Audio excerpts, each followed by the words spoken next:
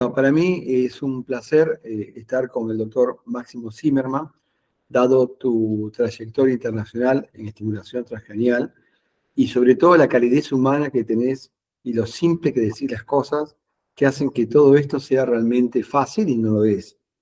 El doctor Zimmermann actualmente también pertenece a centros privados de neurorehabilitación. Contame primero, Máximo, ¿cómo es tu trayectoria, un resumen de tu trayectoria en tu formación académica en estimulación transcranial? Bueno, gracias por la introducción, Carlos. La verdad, un placer poder estar hablando con vos esta tarde.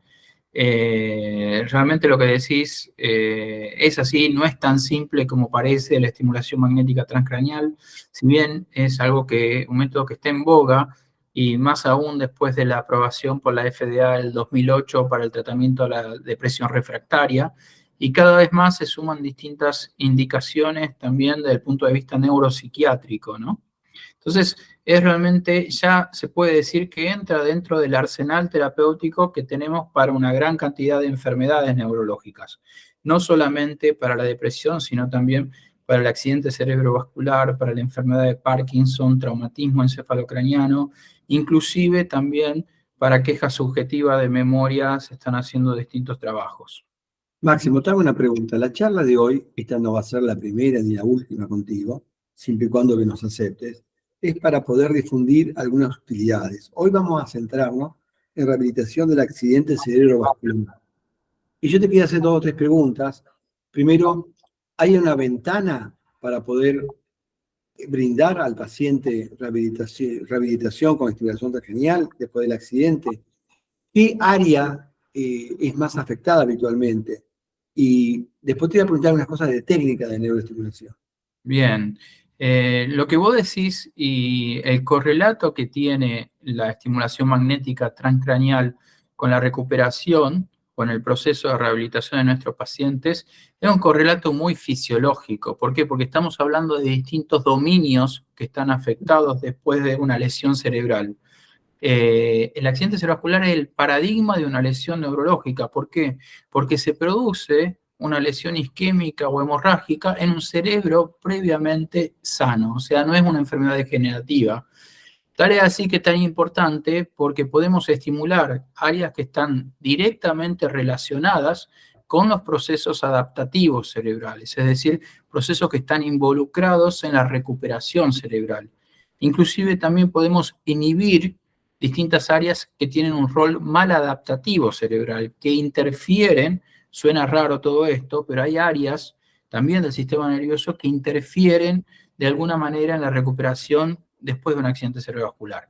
Entonces, hay distintas técnicas. Uno puede estimular, en el caso de un accidente cerebrovascular que está afectada el área motora, es decir, la corteza motora primaria y el haz córtico-espinal, uno puede tratar de estimular justamente las neuronas remanentes que forman parte de este haz córtico-espinal. Pero también lo que puede hacer es tratar de inhibir otras áreas, por ejemplo, el haz córtico-espinal sano, que tiene una función maladaptativa, o sea, que interfiere negativamente en la recuperación de nuestros pacientes. Lo que dijiste vos con respecto al tiempo, Carlos, ¿cuándo es el mejor momento para aplicar todas estas técnicas? Y bueno, realmente lo que se sabe últimamente, que cuanto antes se pueda implementar un protocolo de estimulación, es mejor. ¿Por qué cuanto antes es mejor? Porque al principio de un accidente cerebrovascular hay una etapa que se llama inducción a la plasticidad, porque hay liberación de neurotransmisores que son excitatorios, porque hay cierta conectividad de áreas que antes no estaban conectadas, hay circuitos que de alguna manera uno puede estimular. Y por otra parte, también es un momento donde existe un edema, un compromiso cerebral que a medida que pasa el tiempo va disminuyendo. Entonces, hay distintas líneas de trabajo que proponen la utilización de técnicas no invasivas de estimulación cerebral lo más precoz que se pueda. Por supuesto, también hay que tener en cuenta que uno de los efectos adversos del TMS, de la estimulación magnética transcraniana, es la aparición de crisis convulsivas. Entonces, hay que ser muy cauto en esto también, porque hay distintos protocolos que son una intensidad por arriba del umbral, que tienen tal vez más chance de generar crisis convulsiva, y hay protocolos más recientes que son mucho más rápidos y menor intensidad, ¿no? Por abajo del umbral, donde las chances de crisis convulsiva son muy bajas. Quiere decir entonces que cuanto antes uno pueda iniciar la rehabilitación con estimulación transcranial, es mejor. Sí, exactamente. Lo que se está tratando de hacer y la mayoría de protocolos que se están llevando a cabo hoy en día tratan de justamente llevar en una etapa subaguda temprana, o sea, dentro de los primera semana, a los primeros 10 días, poder estimular a algunos pacientes. Por ¿Hay, supuesto, con hay todo. alguna limitación en cuanto al estado clínico del paciente? Si la déficit motor es pléjico, de una plejía, no es lo mismo que tenga un déficit motor leve moderado. Sí, eso es también una excelente pregunta, Carlos. ¿Por qué? Porque también se utiliza el TMS para poder de alguna manera ver qué pronóstico existe en los pacientes con una alteración motora, con una plejía o con una paresia después de un accidente cerebrovascular. Y lo que se vio que aquellos pacientes que tienen un motor evoke potential, un potencial evocado motor preservado, es decir, que yo estimulando con TMS puedo tener una respuesta motora de cierta intensidad en el área contralateral, en un músculo elocuente. Entonces, cuando tengo esta actividad, básicamente el factor de pronóstico es mejor. O sea, quiere decir que en estos pacientes sí es de suma utilidad poder comenzar con un protocolo. ¿Por qué? Porque el pronóstico de recuperación también es mejor. Lo que hace el potencial evocado motor, que no lo expliqué directamente, lo que hace es medir la actividad entre la primera motoneurona y segunda motoneurona, y medimos la amplitud y la latencia justamente de un pulso magnético que estamos estableciendo en la corteza motora primaria. Te hago otra pregunta, Máximo. Si un paciente tiene, aparte del déficit motor, un déficit de lenguaje, un síndrome anártrico del área de Broca, ¿utilizás las mismas técnicas? Sí, por eso cuando yo hablaba y decía que tiene una connotación fisiológica, el TMS es muy importante. ¿Por qué? Porque me brinda la posibilidad de estimular distintas áreas cerebrales que están involucradas en funciones diferentes. Entonces, pacientes que tienen una afasia, por ejemplo, y esta fascia es motora, o sea, con alteración en la expresión fundamentalmente, el área de Broca es un área que es muy interesante para poder ser estimulada.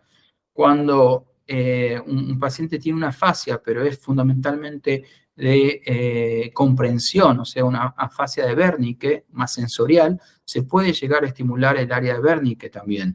Pero no solamente esto, sino cuando existe también después de un accidente cerebrovascular que es común del lado derecho, frontal y frontoparietal derecho, una heminegligencia, que es un trastorno atencional básicamente, lo que se ve es que después de protocolos básicamente excitatorios del área parietal derecha, podemos lograr justamente mejorar la heminatención, la heminegligencia que existe en pacientes con accidente cerebrovascular.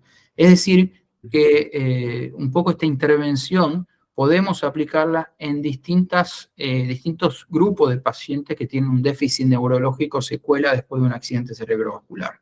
Te hago una pregunta. Llega el paciente derivado para rehabilitación de una ACV a nuestro centro MILVA. ¿Qué le decimos al paciente?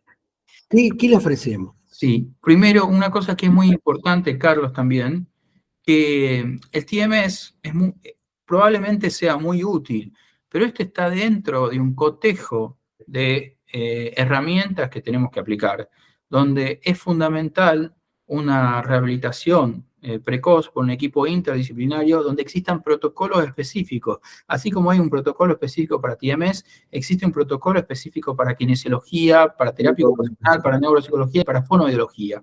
Esto es muy importante. Existe también un cotejo o de alguna manera una cantidad de medicamentos que uno puede utilizar para la rehabilitación. Existe también tecnología en rehabilitación, como lo que estuvimos viendo en mi centro también, como el tema de realidad virtual, neurofeedback, como el tema de distintas aplicaciones como ortesis dinámica de entrenamiento. Entonces, para rehabilitación Realmente, la mayoría de los estudios de TMS que se hicieron en accidentes vasculares, en traumatismo craneoencefálico, en enfermedad de Parkinson, siempre se debe hacer en combinación estructurada con un protocolo de rehabilitación.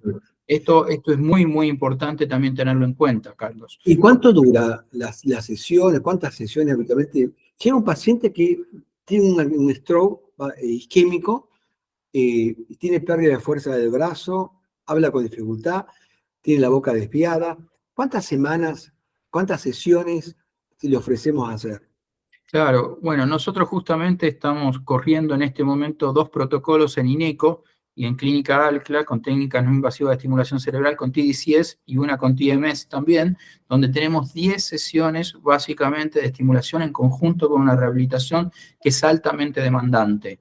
Entonces estos pacientes pueden llevar a cabo un protocolo de rehabilitación y al mismo tiempo llevar también hacer la aplicación de TMS o TDCS, que es estimulación por corriente directa. Estos 2 protocolos lo estamos haciendo conjunto al Hospital Universitario de Hamburgo y otro con la Universidad de Lausanne, de Suiza. Entonces, de EPFL. Entonces, con ambos protocolos la intención es poder ver un beneficio de la recuperación de estos pacientes, sobre todo un beneficio rápido, o sea, porque la rehabilitación es a largo plazo. Entonces, si uno puede de alguna manera achicar estos periodos, va a ser para un beneficio total para un paciente y para su familia. Estamos hablando de reducir el periodo de rehabilitación, ¿no? ¿Hay algún trabajo comparativo en pacientes que recibieron TMS y quienes no recibieron TMS randomizado?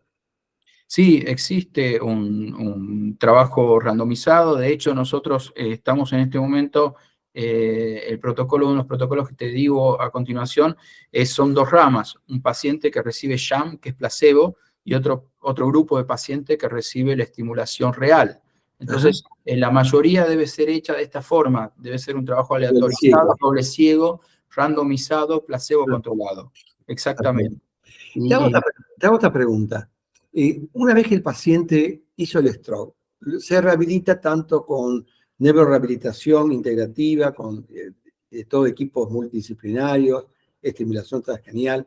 Una vez que se revierte el proceso, el paciente se recuperó, ¿hay que hacer un refuerzo del TMS? Lo que pasa es que muchas veces un paciente que parte de la rehabilitación neurológica se basa en trazar objetivos que sean realistas, mesurables, y estos objetivos deben ser planteados en un tiempo, a corto, mediano y largo plazo. Entonces, muchas veces la forma de trabajo es plantear ciertos objetivos. Una vez que se cumplen estos objetivos, existen distintos objetivos sucesivos que podemos llegar a cumplir. Ajá. Entonces, lo ideal es trabajar por objetivos en la rehabilitación neurológica. Entonces, en eso se basa, con un equipo interdisciplinario que sea altamente capacitado y que tenga experiencia en todo esto y que sea coordinado por un profesional que conozca el tema. Entonces, cuando implementamos TMS en la recuperación de estos pacientes, no solamente en ACV, pero también, por ejemplo, en pacientes con traumatismo craneoencefálico o con neurocirugías, también se basa o tiene que ser adentro de un protocolo interdisciplinario de trabajo y un protocolo multimodal para el paciente, o sea que no hay una sola estrategia. Te hago otra pregunta. Vos la bobina, ¿qué bobina utilizás? ¿Dónde la colocás? Dentro de las bobinas que se utilizan, la más común es la figura de 8. O sea, figura de 8, que son 2 bobinas pequeñas que se superponen. Entonces, hay distintas estrategias. Lamentablemente, no todo el mundo posee un neuronavegador cerebral. Utilizando un neuronavegador, podemos ir a otras regiones que no sean la corteza motora primaria. ¿Por qué? Porque siempre que estamos hablando de la corteza motora primaria, podemos tener nosotros el potencial evocado motor y saber directamente dónde está localizada. Es la posibilidad de poder ser muy focal. Ahora bien, si yo quiero estimular, por ejemplo, la corteza motora ventral, que también está implicada en procesos de rehabilitación, de recuperación neurológica, o la corteza parietal posterior, que también está implicada, yo sí o sí necesito, para tener certeza de dónde estoy estimulando, porque el TMS, a diferencia de otras técnicas de estimulación no invasiva cerebral, es muy focal. Entonces necesito tener un neuronavegador cerebral. En ese caso sí es importante contar con un aparato que me permita, primero, a través de una resonancia magnética cerebral, realizar un mapa, una cartografía cerebral en la cual yo pongo un punto determinado y cuando mueva la bobina de estimulación, el coil, sepa que estoy estimulando tal área de manera exacta. Si no cuento con esto, la verdad es que no sé dónde estoy estimulando y no se puede saber. Perfecto. Es por ello que si no tenemos neuronavegador, yo poseo neuronavegador, no acá, en un instituto en Paraguay y en Alemania también, no en Argentina lamentablemente. Entonces, la mayoría de nuestros protocolos se basan en la estimulación de la corteza motora, que es la estimulación tradicional en pacientes con accidente cerebrovascular o en pacientes con traumatismo cráneoencefálico, ¿no? Perfecto. Te hago una última pregunta y no te molesto más por el, No, día, por favor, es un placer. por el día de hoy. ¿Qué futuro le ves vos a la utilización del TMS para enfermedades vasculares? Ya me estás diciendo, para Parkinson conocemos, pero toda esa gama de enfermedades cognitivas, por ejemplo, ¿pensás que la estimulación transcranial tendría utilidad? Bueno, sí, nosotros realmente una de las cosas que cuando yo empecé con esto y empezamos en Alemania, comenzamos con una población añosa para ver los efectos justamente de estimulación no invasiva cerebral en personas por arriba de 80 años, que es una población muy interesante en Alemania, primero porque es el 30, casi 40% de la población. Segundo, porque las expectativas de vida están relacionadas con, son mayores cada vez en los países europeos nórdicos. Y por otra parte, porque las enfermedades neurológicas, si bien no es exclusiva del accidente cerebrovascular, es una enfermedad por arriba de los 60 años, las enfermedades degenerativas, como bien dijiste, es el factor de riesgo principal en la edad. Entonces empezamos a ver los efectos que tenían, si se podría aplicar y si podríamos modificar la excitabilidad cortical, parámetros neurofisiológicos y fundamentalmente el aprendizaje. Entonces, nosotros aplicamos estimulación no invasiva cerebral en pacientes en voluntarios sanos que no tenían enfermedad, pero tenían por arriba de 80 años, el promedio había sido 92 años, y tenían que hacer una secuencia motora compleja. Entonces queríamos ver si podían aprender igual, si fomentaba el aprendizaje en esto y si había cambios neurofisiológicos. Eso fue básicamente la pregunta que hicimos. Entonces lo que vimos es que aquellos voluntarios sanos con estimulación sobre la corteza motora mientras desarrollaban una secuencia motora compleja como tocar el piano, tenían mayor número de secuencias correctas y podían hacerlo en menor tiempo. Entonces, eso fue muy interesante porque teníamos una respuesta que era de parte de la funcionalidad, o sea, quiere decir de behavioral, pero también teníamos una respuesta neurofisiológica porque se condecía básicamente con aumento de la excitabilidad en la corteza motora primaria. En base a Muy interesante todo lo que estás contando, Máximo. sí, Realmente. esto se publicó en Annals of Neurology, en una revista que es bastante prestigiosa, en Annals of Neurology, en el 2014. Entonces, yo te lo paso al artículo. En base a esto, comenzamos a estimular pacientes con quejas subjetivas de memoria, o sea, que no tenían realmente en la evaluación neuropsicológica un compromiso en las funciones cognitivas, y en pacientes que tenían MCI, Mild Cognitive Impairment, o sea, que había, pacientes. exacto, que había algún compromiso de la memoria, pero era de tipo amnésico, porque cuando uno habla de compromiso de la memoria, es importante poder arribar a un diagnóstico de qué se trata con una evaluación pormenorizada, que es una evaluación neuropsicológica. Entonces, habíamos hecho resonancia magnética y evaluaciones neuropsicológicas, y veíamos que había un MCI, un Mild Cognitive Impairment. Y en aquellos pacientes lo que se veía es que después de la aplicación de sesiones de estimulación cognitiva en conjunto con TMS, podíamos ver algunos cambios atencionales. O sea, esto es materia todavía de debate. Nosotros logramos definir no el target habitual, que es la corteza motora primaria, sino utilizamos dos targets diferentes, como ser la corteza dorsolateral prefrontal, que se utiliza mucho en depresión, y la corteza parietal posterior. Entonces, en una segunda etapa lo que vimos es que utilizando la corteza parietal posterior izquierda, los pacientes con MCI, con quejas y quejas subjetivas de memoria, podían desarrollar un entrenamiento atencional mucho más correcto, de manera más correcta y eficiente que si lo hacían con estimulación placebo. No robar más tiempo, Máximo, sé que tus tiempos son limitados y realmente te queremos agradecer, yo en nombre de la Fundación TEMES Argentina, tu colaboración con nosotros y esperamos realmente poder contactarte a la brevedad para charlar de otro tema. ¿Te parece bien? Estoy seguro que así será, Carlos. Estoy a disposición y muchas gracias también por tu tiempo.